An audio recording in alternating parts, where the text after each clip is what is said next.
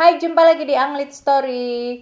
Perkenalkan, untuk kamu yang pertama kali mampir di channelku ini, namaku adalah Anglit dan aku gemar melakukan analisa, riset, tes-tes, dan juga memasak. Dan untuk selanjutnya aku mau membahas tentang si Ari Pratama baru meninggal pada Jumat 5 Maret kemarin. Turut berduka cita sedalamnya bagi para keluarga korban yang telah ditinggalkan. Semoga diberikan kekuatan dan penghiburan. Kenapa aku mau cerita tentang Ari Pratama? Karena aku sekedar mau menganalisa pacarnya si Aisyah itu, apa dia psikopat atau emang sakit hati atau apa? Yuk kita bahas. Tapi sebelumnya ngopi dulu.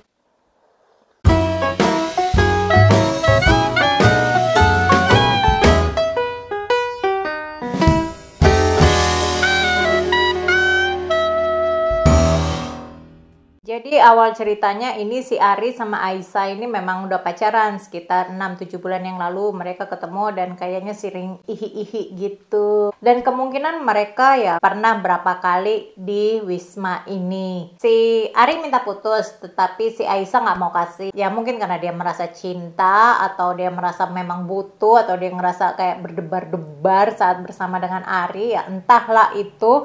Tapi yang jelas si Aisyah tidak mau. Dan supaya mengikat cowok itu tetap dekat di dekapan, ya triknya adalah bilang hamil. Dia gimana caranya supaya cowoknya mau merit sama dia? Ya kan ngaku hamil. Tapi ya kayaknya nggak ngaruh sih sama si Ari. Ari ini ya mungkin ya bodo amat deh, lo mau hamil ya hamil aja di sana. Entah gimana. Ini beritanya belum tersebar lagi sih, belum keulik lagi ya. Si Ari yang kontak Aisyah, ngajak ketemuan di Wisma itu.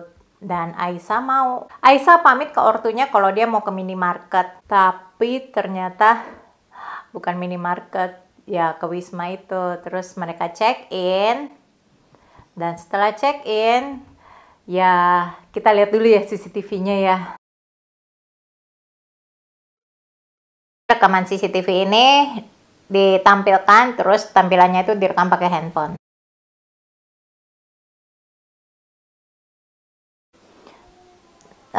Ini kelihatan si Ari tiba-tiba keluar dari kamar sambil memegang bagian dadanya, ini di blur, terus dia jalan, yang di belakang adalah ngikutin tuh. Yang di belakang itu ngikutin. Kayak mau ngejar, tapi nggak jadi.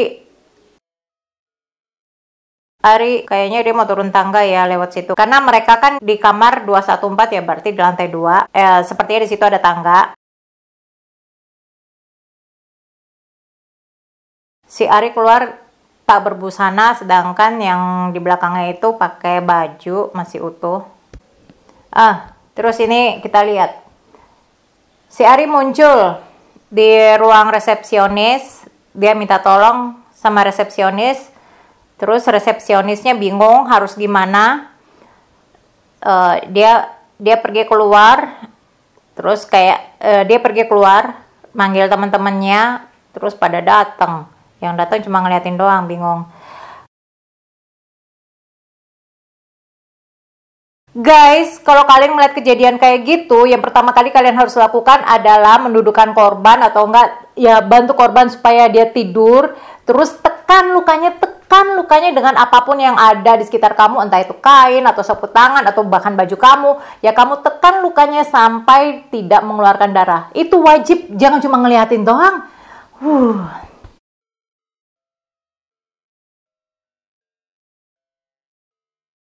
Ini ceweknya keluar nih. Kayaknya tadi dia masuk buat ngambil jaket. Dia masuk ke ruangan yang berbeda nih. Lihat, dia keluar lagi. Bagian belakangnya ada pisau. Sepertinya itu ruangan kamar mandi nih. Biasanya Wisma itu kamar mandinya terpisah. Walaupun ada juga sih yang di dalam kamar. Dia masuk pintu yang terpisah. Sepertinya dia mau bersih-bersih. Pasti pada saat dia menusuk korban itu, jarak dekat, ada darah yang muncrat ke dia. Nggak jelas di sini waktunya ya, dia berapa lama di kamar mandi itu. Dia keluar pakai jaket yang ada hoodie-nya. Emangnya dia nggak tahu ya kalau di tiap wisma atau hotel sekarang udah wajib dipasang CCTV ya gedung deh. Terus juga dia ceroboh. Ceroboh kenapa? Ya dia ke situ kan kelihatan bersama bareng ke situ. Ya pasti dikenalin lah orang yang pertama kali dicurigain ya pasti dia lah. Tapi kalau dibilang si Ari ini meninggal karena kehabisan darah, gue kurang yakin ya, karena kan dia tusuknya di jantung. Bisa jadi yang kena itu adalah jantungnya, bukan pembuluh darahnya. Tapi ya nggak tahu juga, karena ini kan butuh autopsi lebih lanjut. Terus kenapa ya kok si Ari bugil sedangkan si Aisyah pakai baju? Ini lagi mau ngapain nih? Ya kalau dilihat sih ya, si Ari kenapa bugil dan Aisyah bajunya masih komplit. Aisyah itu kayak mau mencoba merayu-merayu si Ari, ya kita gini ya, kita senang-senang lagi. Tapi Aisyah nggak mau buka baju. Kenapa? Kalau dia sampai buka baju, ya pisaunya jatuh. Dia nggak akan sempat ngambil itu pisau, keburu dilihat sama si Ari. Dia deg-degan ya paling ya. Dan itu adalah triknya si Aisyah sih ya. Buktinya dia masuk ke kamar lagi buat ngambil hoodie-nya dia. Dia dari rumah memang udah ngerencanain membunuh ini, makanya dia pakai jaket hoodie. Dia dipikir orang lain nggak akan ngelihat dia, tapi ya dia lupa. Apa dia nggak tahu sih? Emang petugas resepsionis itu nggak apal berapa orang yang datang? Apa dia nggak tahu juga ya hukuman penjara seumur hidup ya maksimal 20 tahun. Tapi kalau 20 tahun sih kayaknya sih masih terlalu enteng ya untuk ya ini ngambil nyawa gitu loh. Walaupun memang sebel, bete, udah disakiti sama cowok, tapi kan nggak harus gitu aja. Nggak harus kita ngelakuin hal yang bejat kayak gitu. Terus kalau ngeliatin kayak gini ya motifnya memang dia tuh ya nggak suka aja diperlakukan gini. Cewek yang mana suka udah diajak tidur bareng, tatonya ditinggal gitu aja. Aduh kayak ya cuma mau abis manis apa dibuang gitu. Ya siapa sih yang suka digituin? Jadi ya kalau gue bilang si Aisyah ini ya cuma marah aja, dia ini cuma sekedar kemarahan dia. Dia tidak bisa berpikir lebih panjang. Dia sakit jiwa? Enggak. Ya cuma sakit hati. Oh ya, ini pembunuhan berencana ya, karena dia udah merencanakan ini, dia sudah membawa pisau dari rumah, itu berarti ya berencana. Si Aisyah ini ya karena memang motifnya dia cuma sakit hati, dia pengen nusuk doang nih, saking sakit hati gedeknya ini. Gue udah diapa-apain dia, tapi dia nggak mau kawinin gue. Ya dia tuh nggak mikir setelah melakukan ini itu mayatnya mau dikemanain. Masa mau tinggal aja di hotel? Lah kan orang tahu kalau gue masuk ke hotel sama dia. Jadi bukan psikopat sih.